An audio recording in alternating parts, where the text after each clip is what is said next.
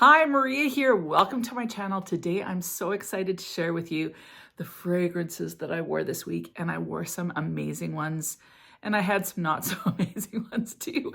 Regardless, it was an adventure. So before we get started, if you haven't subscribed, just go ahead and hit that button. Join the Weird and Wonderful family. It would be amazing to have you part of the community. And for those of you that haven't done it, go ahead and hit that notification button, and that way you will be notified whenever I upload a video. That said, I typically always upload Tuesdays, Thursdays, and Sundays. So if you're ever wondering, that's the schedule. And without further ado, let's get into this. So the first fragrance that I tried and absolutely loved was Winter Palace by MEMO Paris. Now this, you could categorize it, I would say, as a tea fragrance, but it is so gorgeous. It's very sophisticated. It's kind of understated, but extremely elegant, and just, it's got a fullness to it. It's interesting. There's a bit of a sensuality. It feels a bit warm, but with tea, a lot of times tea smells kind of cold to me. This doesn't smell cold. It smells somehow warm and slightly sensual. I wouldn't consider it like sexy, but it's an absolutely gorgeous fragrance. It's one that you could wear, I think, all year round. And it's also one that I think makes actually a good but unique signature scent. Now this has a ton of notes in it, so I'm just gonna read them to you. It's red tea, orange, tolu balsam, vanilla, lemon mate amber, grapefruit, tonka bean, bergamot, benzoin, labdanum, gurjan, balsam, styrax, and musk. So a wild array of notes in this. What I definitely get, I get that little bit of kind of orange. I get a balsamic quality in this. I get the tea for sure. Like, it's definitely that tea comes out. And then definitely you're getting the vanilla, the tonka bean. So that sweet kind of warmth is there. This is just a gorgeous fragrance. You know, with the name Winter Palace, you think kind of all, like you think colder months. And this definitely has that presence, a little bit of depth, a little bit more kind of substance than like a lighter fragrance that you would wear in the summer. That said, I don't think it would be too heavy that you couldn't wear it all year round. And I'm really, really impressed with this one. The longevity, to be honest, I can't quite remember. I think it was around 6-7 hours, maybe longer. But it just smells very uniquely sophisticated. So some fragrances are just like classy smelling. This smells classy and sophisticated, yet it smells very unique. So if you're wanting something a little bit different, this would be a great option. And yeah, I just think it smells amazing. Next fragrance that I wore was Mon Guerlain. So I've been pulling this one out a little bit recently because I hadn't been wearing it, and it's so beautiful. Like, seriously, it's such a gorgeous fragrance. Like, it just makes me happy every time I smell it. It's sweet, it's feminine, it's comforting somehow. Like, I really find lavender comforting, and this definitely has the lavender. Like, you definitely smell that. Where something like Libre by YSL that has the lavender smells kind of like boss lady, you know, bad boss lady type vibes. This is more comforting, cozy, soft, sweet, feminine. That's kind of what you get from this one. So it has lavender and bergamot in the opening. Definitely get both of those. And the lavender stays throughout the whole entire wear of the perfume. But as well, what creates more kind of herbaceousness in this one is the fact that it has licorice. Sometimes I notice the licorice, sometimes I don't. If you don't like either of those notes, you want to definitely steer clear of this. It has jasmine, rose, and iris. So I wouldn't say that I notice any particular floral standing out more than the other. But what I do notice is that the iris creates a slight powdery effect, which, you know, it doesn't smell like, you know, kind of old-fashioned powder. But what it does is it creates a bit of softness around the fragrance. And then there's the usual like vanilla, tonka bean, sandalwood, things like that in the base. So this, it's pretty linear, it's sweet, it's kind of delicate and feminine, and I just really enjoy wearing this. I know Jeremy Fragrance says that this smells like a gorgeous wife. I totally get that. Like for me, it has, you know, I think about being a mom because I use lavender so much on my son, which I've told you about. So it holds a special place in my heart. But it's actually just a really nice fragrance to wear. And what I find is that whenever I feel like I need comforting or just some grounding, Mon Guerlain would be one that I would choose for that. Next fragrance that I wore was Orchidee Vanille by Van Cleef & Arpels. Now, I don't know if you've ever checked out Van Cleef & Arpels website, but if you haven't, you really should, because they make the most amazing, intricate kind of jewelry clocks. like they're so cool. So like the Van Cleef & Arpels like famous cloverleaf bracelet does nothing for me. Like I don't understand the amazement about that because it's lame to me. But their watches and their clocks are the most spectacular thing I've ever seen. Like I stared at them for hours, like watching the videos. They're just beautiful and they appeal to my childlike nature where it just feels like a completely different world. So definitely go check them out. But onto the perfume. So Orchidee Vanille, interesting fragrance. It's quite powdery. That I'll say right off the bat. So if you're not a fan of powder, steer clear of this one. This one is like a chocolatey vanilla, but more of a cocoa powder, but a milk cocoa powder vanilla is what I get from this one. It's very beautiful. It feels very cozy. It smells quite sensual. But what I find interesting about this is it feels almost dusty. It's so powdery for me. So although I really like it and part of me kind of wants it, I don't know how much I'd wear it because it feels a little dusty and as a result, slightly dated. Like I just associate it with kind of a dated type profile. That said, I don't think it's dated at all. I can see a lot of people liking this, especially if they don't mind a bit of powderiness. It is very cozy. It feels sensual and slightly sexy. Like, you know, if you were really tired, let's say, and you kind of cuddle up to your significant other and just kind of stay in that kind of warm, cuddly place. That's what this reminds me of. So I really enjoy it. I'm not sure yet if I'd buy a full bottle. As I wear it, I'll keep you posted. Now, the next fragrance I tried was from the Cosmerati line by XERJOFF, and it was Bouquet IDEALE. Now, the thing about this, like, first of all, I love these bottles. This red speaks to me. Like, it speaks to me, man.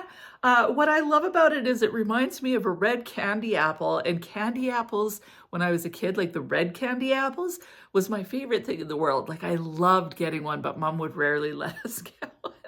But anyway, I love the bottle, the fragrance. When I smell it on the cap, it smells divine. There's some spiciness. It's sweet. Almost reminds me of like a big red gum or a dentine. Like it's quite sweet, but there's cinnamon in here. So on the cap, it just smells amazing. And on looking at the notes, I thought for sure that this would end up being my favorite out of the Cosmerati line. But sadly, I don't love it as much. So on the skin, I get a lot of that vanilla. I get a lot of woodiness. The cinnamon definitely comes out, but it doesn't feel as special to me as some of the ones like Dolce Amalfi, love. Italica, I love. Lyra, I love. This one, it's very nice, but I feel like it's not so unique that I can't find something similar for less money. So once this started to dry down on my skin, what it reminded me of was Sultan Noir by Pascal Morabito, which is about $36. So this one is way more than that, like way more. But they're not the same. Certainly Sultan Noir isn't a dupe for this at all. So they have their own whatever, but something about it just kind of gave me that feeling. So the vanilla, the spice, the woodiness, You know, the Sultan Noir has the leather, so I actually find it a little bit more interesting. This doesn't have the incense, which I prefer.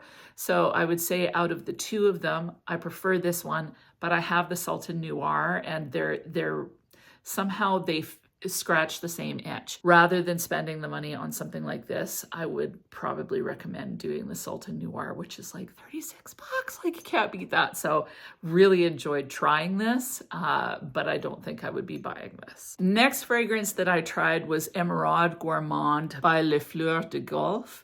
Now this is a really interesting line. I'm going to leave everything linked down below. Like, all the perfumes and stuff are always linked down below. But this one is really interesting because this whole entire line is really affordable. So around $135 Canadian for this niche perfume house. And they've got quite a few amazing offerings.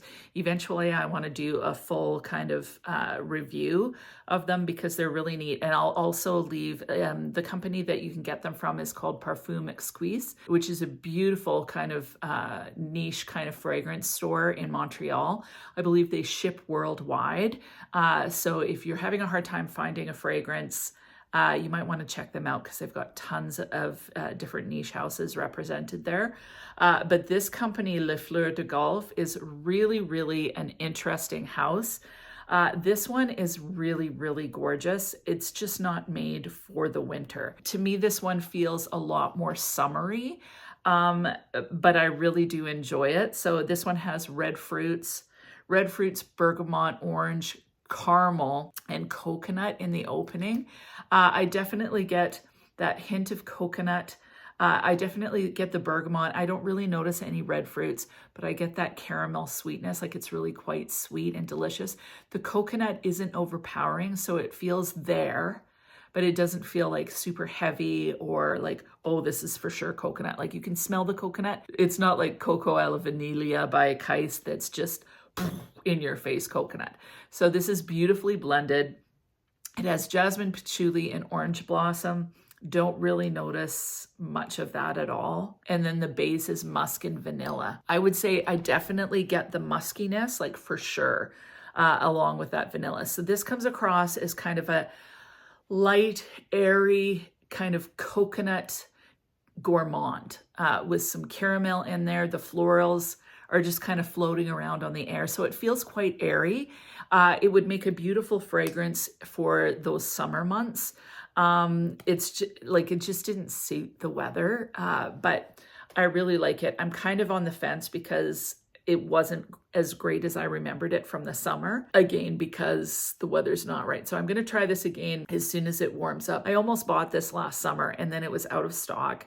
And then I thought to myself, I'm just going to buy it. And then I thought, no, I'll wear it again. So I wore it and I didn't enjoy it as much, but again, I think it's because it's so cold all the time here. So gonna try this again in the summer before I buy.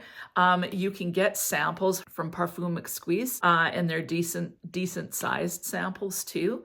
So I'm really impressed with a lot of these. So anyway, that is Emeraude Gourmande. And I love the color of the juice. Like, I don't know if you can see it. It's kind of this beautiful turquoise color. Like, it doesn't even make sense, but I love it. The last fragrance that I wore, I have no words for how disgusted I am that I haven't really given this one a try.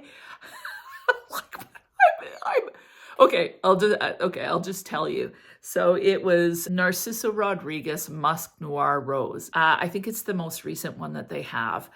I've turned my nose up a little bit to Narciso Rodriguez, and now I'm thinking I need to go sniff them all. Like, I've smelt Poudre, I like it. I have Pure Musk for Her, I like it. I've smelt a few of the other ones, they're okay. But this one's insanely good. Like, I am in love with this. So the first thing that you smell is this delicious, like, delectable, sensual, kind of sexy plum. Oh my goodness, like, I am in love with it. It has pink pepper and bergamot in it too, but the plum is definitely what's standing out to me. It has musk, rose, and tuberose. Don't get any tuberose. I definitely get the musk and I get the rose. And then it has a vanilla in it too. So I put this on and it was an instant love, like love at first sniff. Like seriously, I just doused myself in it, and then I loved it so much I doused myself in it again, and then I loved it so much that when it died down, I doused myself in it again, which never happens because I always want to move on to different things, but I had to wear this literally all day. This is so gorgeous. The only thing that sucks about it is that the longevity isn't great. But while it was there, like for, I don't know, about 3 hours, I got such a gorgeous scent bubble, like such a beautiful, it's kind of airy, but somehow just like, I don't know. Like, I don't even know how to describe this other than like, it's just great. Like, it's so good. So it smells like a little bit fruity, but a little bit almost boozy. I find that with plum, a lot of times it smells almost a little bit boozy, almost a little bit indolic somehow. I don't get a ton of rose, like it's just a beautifully blended perfume. I guess that's what I'll say. It smells slightly fruity, but really sensual. I find this to be quite sophisticated smelling. So it's something that like, I just imagine like she's kind of a really sexy mom. She's always dressed to the nines, but not like the happy, cheery mom that can't stop talking, like the chatty Cathy. Not that kind of a mom. This one, she maybe is an executive of something. She's a little bit secretive. She always kind of has a smile behind her eyes. A lot of times she's wearing a black leather jacket. Like she just can't help herself. She's just, you know, she's got, I don't know, there's just something about her that's, it's demurely sexy. But kind of a baddie. Like, I don't know. It's just good. I think I'm going to have to get it. I don't think I can resist it actually. So yeah, really love this. I think this one is what I'm going to be getting sometime soon. Cause seriously, it made me happy. Like from the moment I sprayed it on, it just made me happy. So that is Musk Noir Rose by Narciso Rodriguez. I think I'm getting the name right. So impressed with this one. So overall, it was a good week. The bust for me, I would say, was Bouquet IDEALE. It's just okay. This one wasn't really fun to wear, like I said, because of the cold. So I'm on the fence about that one. Winter Palace, just absolutely amazing. And then the major standout is the Musk Noir Rose. I think because I was so surprised that I liked it so much. Like this, I was anticipating that I would like it. I'd smelt it before, and I just think it's a gorgeous fragrance. But this one just blew my socks off. Like I could not believe how much I liked it. The Narciso Rodriguez impressed me so much that I'm definitely going to be big time trying all of them over the next little while. I'll go in and sniff them, try some on my skin, and see if there's any other ones that I really, really love, because I can't even believe how much I love this one. Sometimes with fragrance, I'm like, oh, not really into that for whatever reason. It could be the style of the bottle. It could be the name of it. I knew that these are mainly musky, and I'm not overly into a musk vibe. But this one is just kind of sexy and sensual and delicious, and I love it. So yeah, from now on, I'm not going to be a snob. I'm going to try everything that I see, even if at first I'm kind of like, I'm not sure I like it. Anyway, that was my week. What about yours? What was your favorite fragrance? What was the most fabulous fragrance you wore for the week? Leave it in the comments. And other than that, I hope you have an amazing week, and we'll talk to you soon.